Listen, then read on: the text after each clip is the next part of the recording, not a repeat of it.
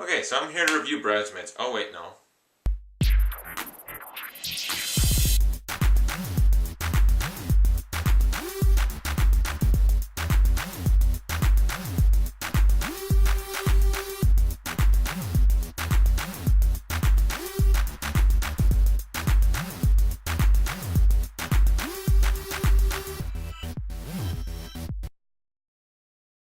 No Friends with Kids. It stars Adam Scott, Jennifer Westfeldt, Maya Rudolph, Chris O'Dowd, Kristen Wiig, and John Hamm.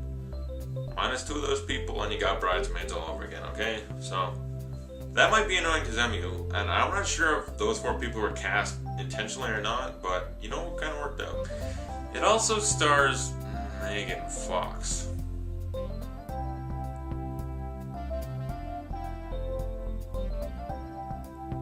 I'm not the first one to say this, but I may be the most recent one.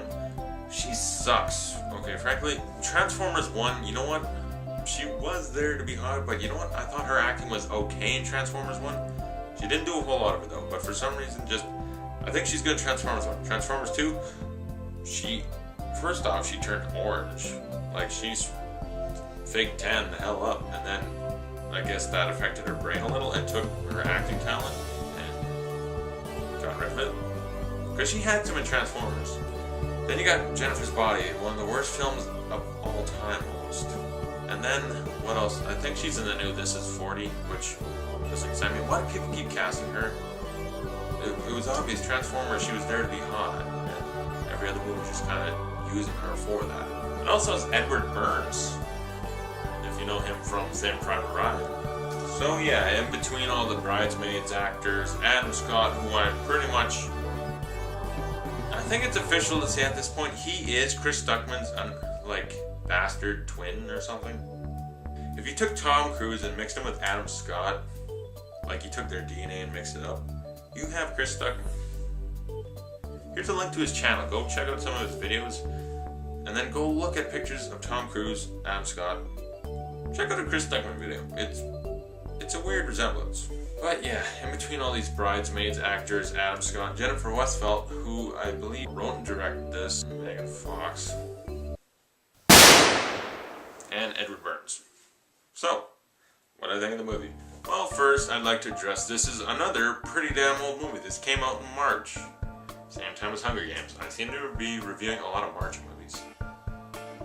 Well, shit. I can't go to the theater for everything, people. Come on.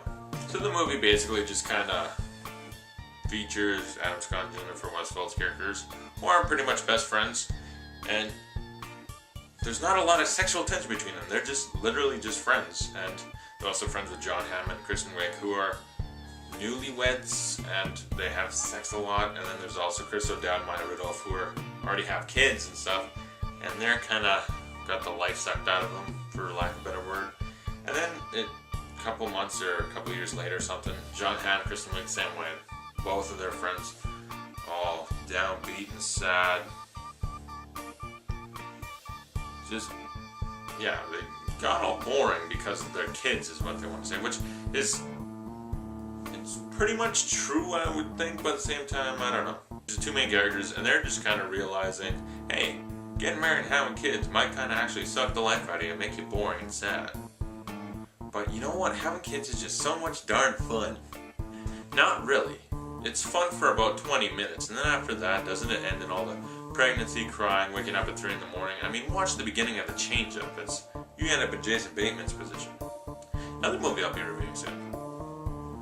But anyway, yeah. So Adam Scott.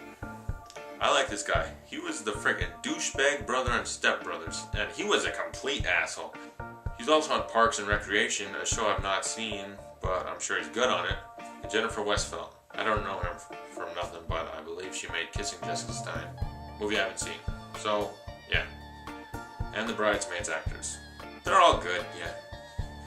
But the movie, it, for the most part, does avoid all the cliches and stuff. So after setting up how having kids and stuff, it's them kind of seeing how their friends did that, but at the same time the girl, she's getting kind of old, she's like 40 something.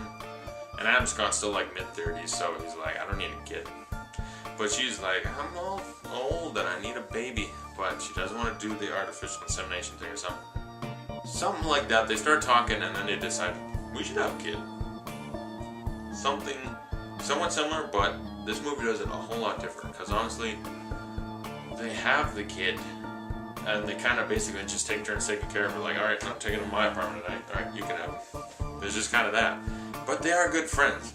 And for the most part, they are actually avoiding falling in love with each other, which is the horrible cliche we see coming the whole movie almost. Because he starts dating Megan Fox.